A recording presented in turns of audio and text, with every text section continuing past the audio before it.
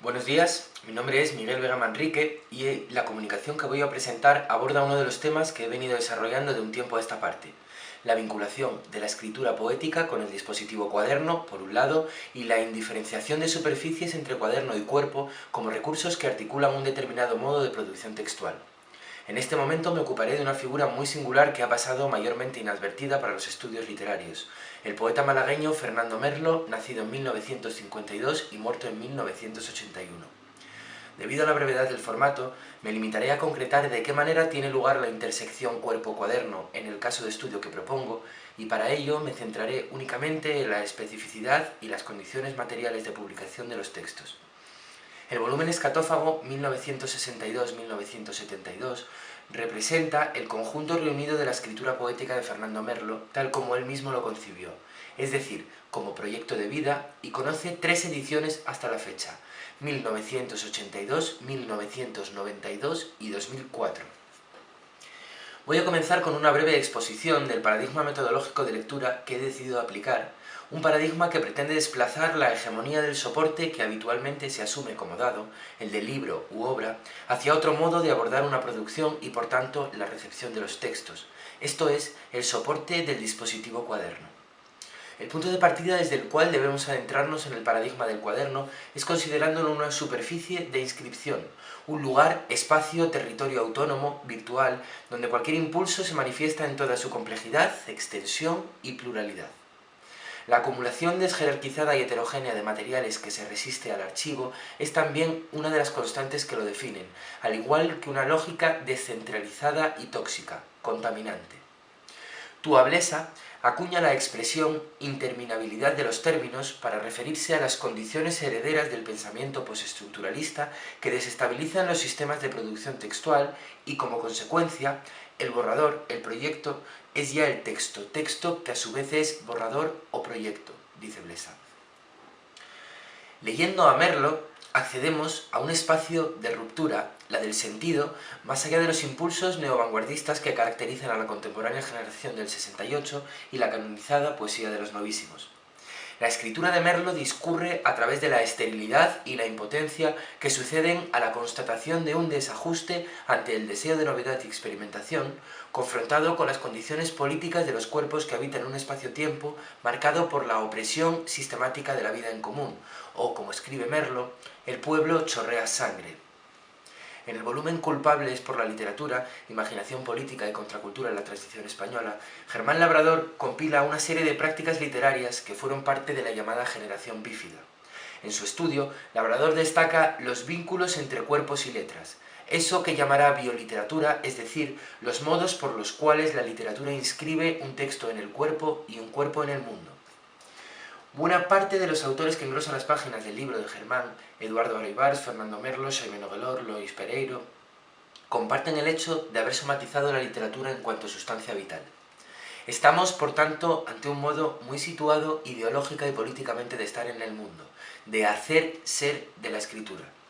No obstante, nuestro ejercicio es el de activar los textos, los cuerpos, hacia otras existencias posibles no de fijación o comprensión, trabajo del hermeneuta sobre el significado, sino de transformación del texto en cuerpo, del cuerpo en texto o de ambos en múltiples figuras de lo sensible. Fernando Merlo lo dice en el cierre de Firmes en su costumbre de reír o matar, parte número 3 del Escatófago y ejercicio límite del desbaratamiento experimental del sentido. Todo tiene un significado. Todo ha sido meticulosamente preparado para la gran hora. Todo está roto a la perfección. En la práctica de la escritura tiene lugar la intersección entre los cuerpos y los textos, de camino hacia la superficie del cuerpo cuaderno en su indistinción con o contra la literatura, el sentido, la vida, la muerte. Como escribe Merlo, yo soy poeta incluso cagando. La escatología, como proceso de elaboración discursiva en el imaginario poético de Merlo, desborda lo orgánico del cuerpo, expandiéndolo por remotas e incontables superficies. Como escribe, poesía de la mierda, poesía de la muerte. Los excrementos fueron una obsesión permanente, tal como constatan las notas biográficas que completan la segunda edición del Escatófago, publicado por Ediciones Libertarias en 1992. Estas notas, que engrosan al doble la publicación, no solo introducen una nueva dimensión al corpus textual, También nos describen a un joven obsesionado desde niño con la desnudez del cuerpo y la escatología. Uno de sus amigos con quien compartió vivienda en el barrio madrileño de Lavapiés lo recuerda así. Muchas veces lo encontramos totalmente desnudo, cagando en medio de la habitación con el suelo cubierto de papeles. En las mismas notas, su madre relata otro episodio, esta vez de la infancia del poeta. Lo de estar desnudo le encantaba desde pequeño, no quería ni los calcetines, sobre todo para ir al váter. Cuando fui a buscarlo lo había hecho como le gustaba, totalmente desnudo y sobre unos papeles fuera de la taza. Llegados a este punto, habría que señalar las diversas particularidades que marcaron la edición y publicación de la obra de Merlo.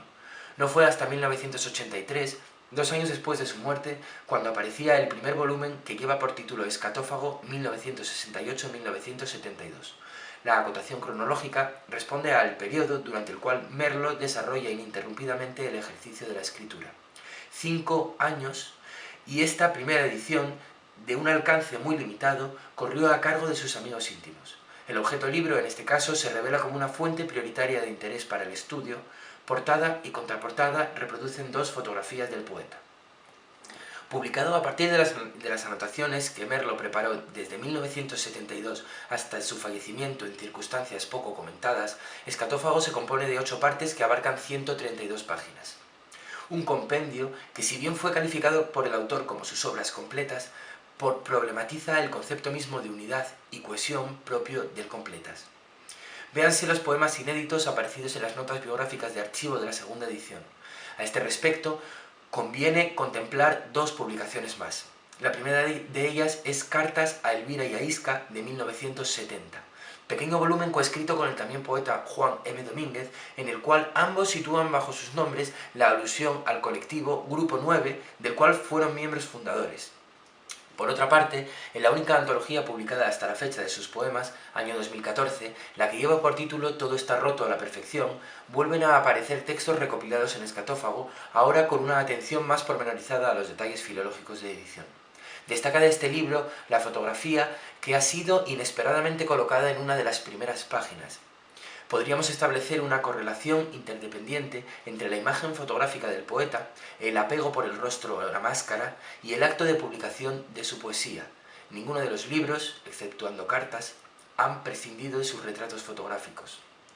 Visualizando las páginas de Escatófago, como ahora podremos hacer, o el poema que encabeza 3 versiones sucesivas de las principales publicaciones de su obra, hallamos uno de los procedimientos que ejemplifica la figura de la reformulación o desfiguración del decir, una figura propia de la escritura del dispositivo cuaderno. Estas reformulaciones, desfiguraciones, desbordan buena parte de la articulación de los códigos hermenéuticos, dispersan el contenido aproximándolo al borrador, al apunte, a la anotación, nos dan cuenta, en definitiva, del plano figural del cuaderno.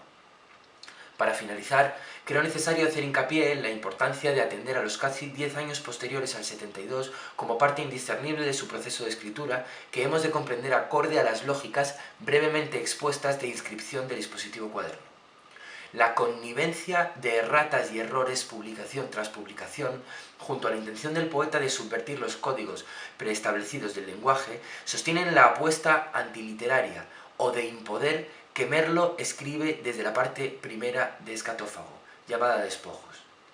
Error a errorazos sordos, a golpes por la errada carretera, errando, andando sobre errores, disimulando la cara errada maquillada a hierros.